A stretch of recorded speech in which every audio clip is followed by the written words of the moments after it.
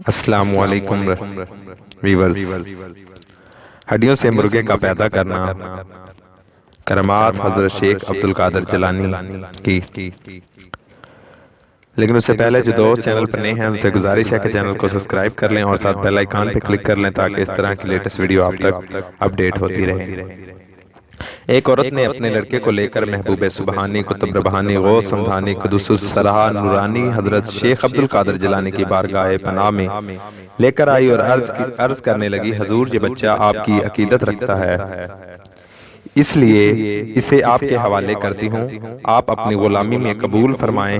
آپ نے اسے قبول فرما کر چند اذکار اشغال کی تکلیم فرمائی، وجادت کا حکم دیا۔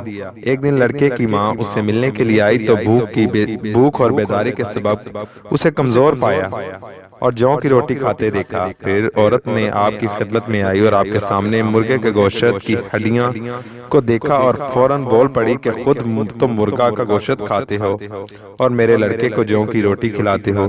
یہ بات سن کر آپ نے ان ہڈیوں پر ہاتھ رکھ کر فرمایا، اس اللہ کے حکم سے کھڑی ہو جا جو بسیدہ ہڈیوں کو سے زندہ کرتا ہے۔ تو فوراً مرغی اٹھ کر کھڑی ہوئی اور بولنے لگی۔